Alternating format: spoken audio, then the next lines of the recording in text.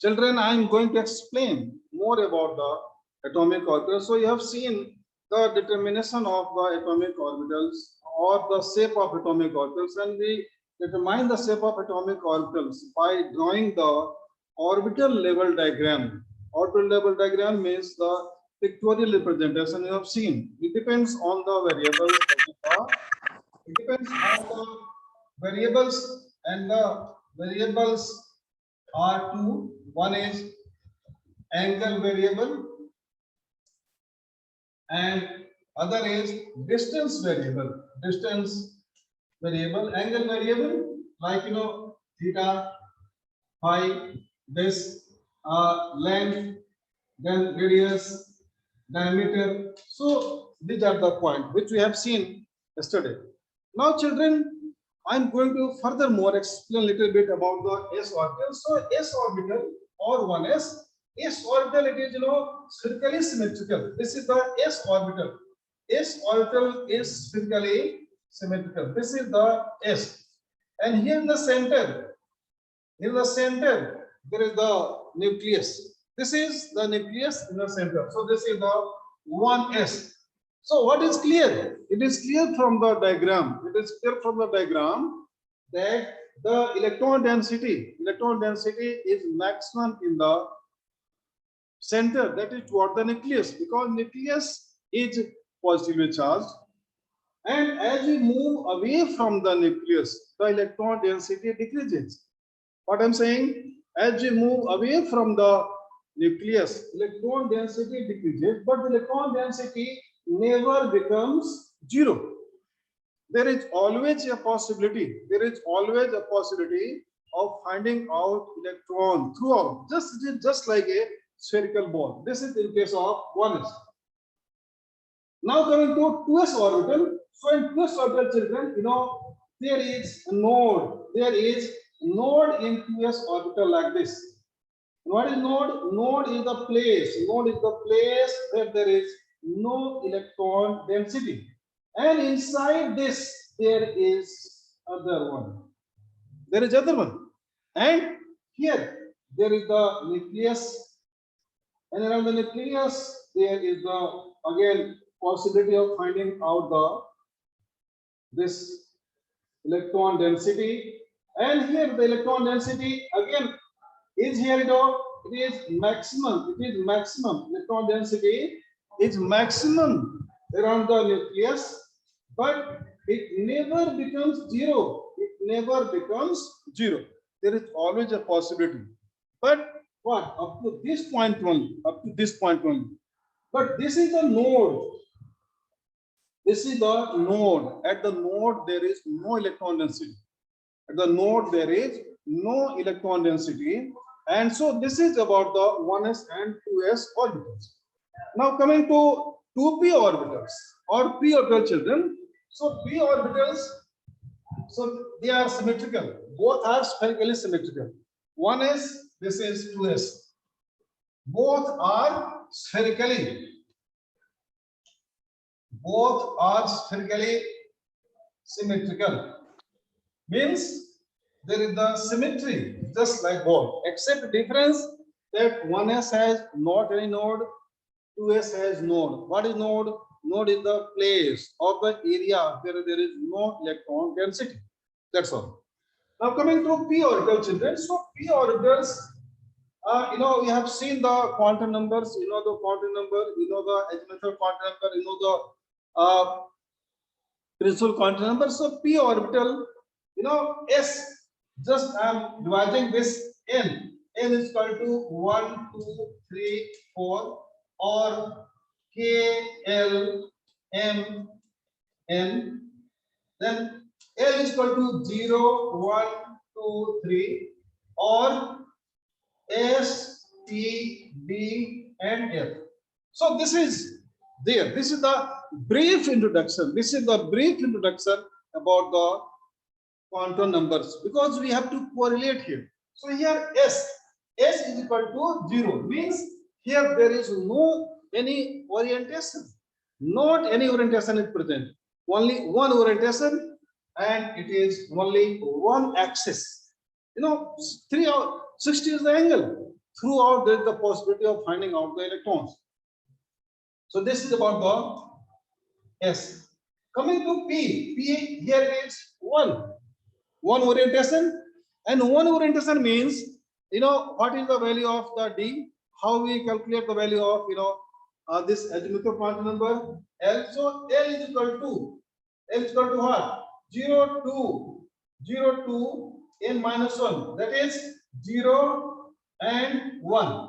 So if we find out the value of m, so 0 does not mean, so it is -1, 0, and here there is +1. So there are 3 values.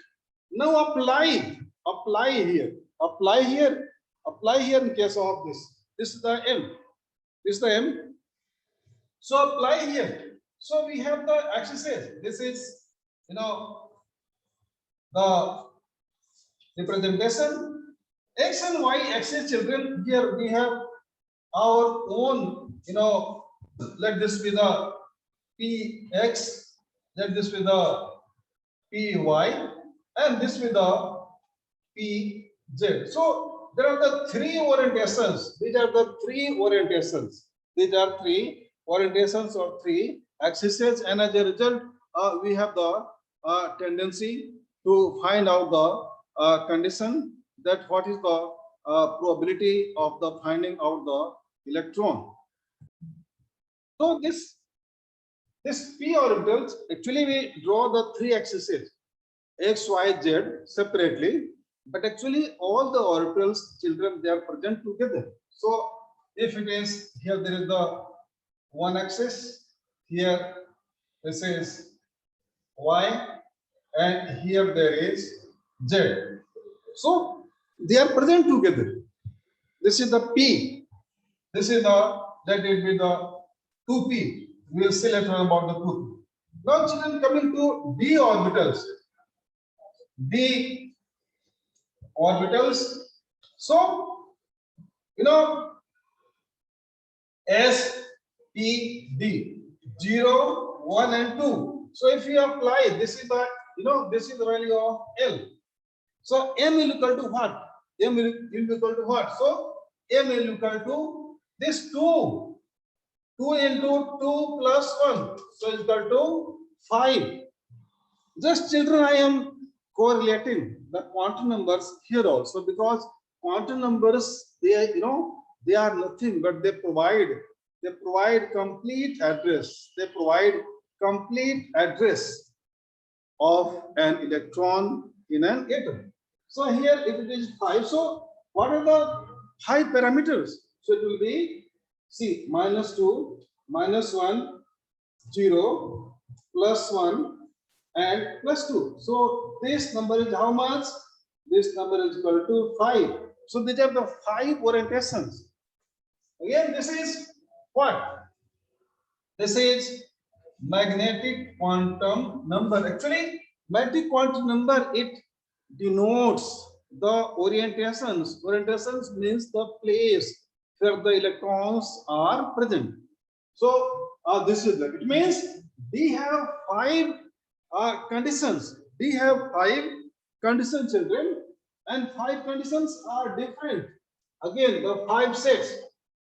5 sets we have to draw here. 5 sets we have to draw here. This I am going to erase here. And this will see. Then this is the 3rd, this is the 4th, this is the 5. So these are the 5 different conditions. Here just I am going to erase here because it is not visual. Here this is 1, this is 1. So they are the 5 different cases. It is not seen. So let's see here. Okay. Now, children, we have the axes. We have the axes. Here we have x. Here we have y. And so we represent like this. We represent like this. Here, x-axis. We can assume here x also. This is only, a concept. Just arbitrary point, just for our convenience, and we see. So here, children, it is one orientation. and this is. So this is, this is said to be dxy. This is x1 dx dy, and so these are the again orbitals. They are filled. The electron density is there. Again, at the center, the electron density is there but scarce. Only the dumbbell shape. Actually, the p orbitals are dumbbell shape. D are double dumbbell. They are called as double dumbbell, and it is there. And so it is this D, X, and Y. Just for the change in the axis, we write like this.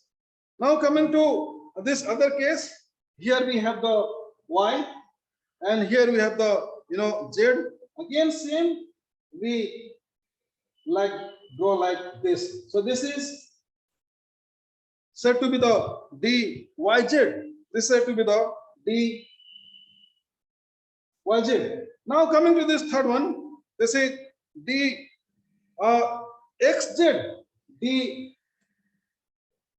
DXZ, and here we have again, this is again this coming to X, and this comes to Y. So here just we draw here and like this. Then coming to this fourth, this is third one, this is dx squared y squared. Just we write hyphen, and this is x and this is y, just convention. And children, xy represents that it is present on the same axis. But it is present on the same axis. See, they are just opposite, but here it is dx square and y square. And last is dz square. So children, dz square, again the square is there. So here we have this type of orientation, and here we have this. Just like the ring in a finger, just like this ring. This is flexible. This is revolving. So here there is a ring of electron. Children, also we can fill all the orbitals.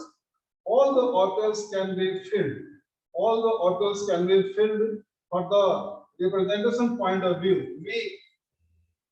So this is about the orbitals, and we have this condition, and they are double dumbbell.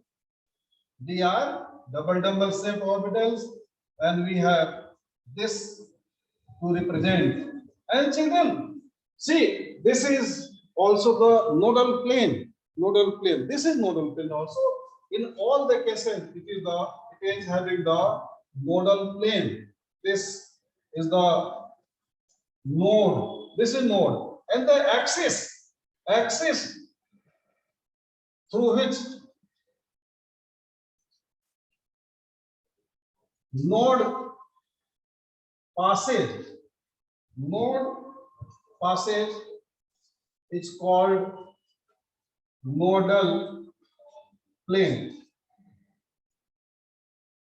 It is called as nodal plane. So this is about very important part of this